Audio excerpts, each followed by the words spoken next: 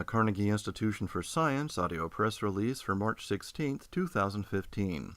Solar could meet California energy demand 3 to 5 times over. In the face of global climate change, increasing the use of renewable energy resources is one of the most urgent challenges facing the world. Further development of one resource, solar energy, is complicated by the need to find space for solar power generating equipment without significantly altering the surrounding environment. New work from Carnegie's Rebecca R. Hernandez, now at the University of California, Berkeley, Madison K. Hoffaker, and Chris Field found that the amount of energy that could be generated from solar equipment constructed on and around existing infrastructure in California would exceed the state's demand by up to 5 times. It's published by the journal Nature Climate Change. Hernandez explains that integrating solar facilities into the urban and suburban environment causes the least amount of land cover change and the lowest environmental impact. Just over 8% of all of the terrestrial surfaces in California have been developed by humans, from cities and buildings to park spaces. Residential and commercial rooftops present plenty of opportunity for power generation through small and utility-scale solar power installations. Other compatible opportunities are available in open urban spaces, such as parks. Likewise, there's opportunity for additional solar construction in undeveloped sites that are not ecologically sensitive or federally protected, such as degraded lands.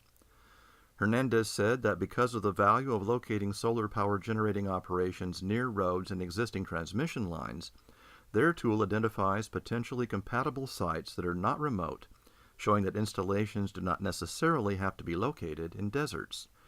This study included 2 kinds of solar technologies: photovoltaics, which use semiconductors and are similar to the solar panels found in consumer electronics, and concentrating solar power, which uses enormous curved mirrors to focus the sun's rays. A mix of both options would be possible as best suits each particular area of installation, whether it's on a rooftop, in a park, on degraded lands, or anywhere else deemed compatible or potentially compatible. They found that small and utility-scale solar power could generate up to 15,000 terawatt-hours of energy per year using photovoltaic technology, and 6,000 terawatt-hours of energy per year using concentrating solar power technology. Overall, the team found that California has about 6.7 million acres, or 27,286 square kilometers, of land that's compatible for photovoltaic solar construction, and about 1.6 million acres, or 6,274 square kilometers, compatible for concentrating solar power. There's also an additional 13.8 million acres, or 55,733 square kilometers, that's potentially compatible for photovoltaic solar energy development with minimal environmental impact, and 6.7 million acres, or 27,215 square kilometers, also potentially compatible for concentrating solar power development. The team's work shows it's possible to substantially increase the fraction of California's energy needs met by solar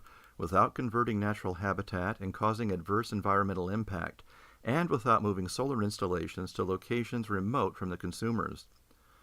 Chris Field, director of Carnegie's Department of Global Ecology, says that as California works to meet requirements that 33% of retail electricity be provided by renewable sources by 2020, and that greenhouse gas emissions be 80% below 1990 levels by 2050, this research can help policymakers, developers, and energy stakeholders make informed decisions. Furthermore, these findings have implications for other states and countries with similarly precious environmental resources and infrastructural constraints. This image shows the Huerta Llano photovoltaic park in Huerta Llano, Spain, a 47.6 megawatt installation in the Mediterranean biodiversity hotspot. It's provided courtesy of Rebecca R. Hernandez. With the independence for nimble pursuit, Carnegie scientists tackle some of the most profound challenges in modern science, fundamentally changing what's possible for us, our planet, and our universe.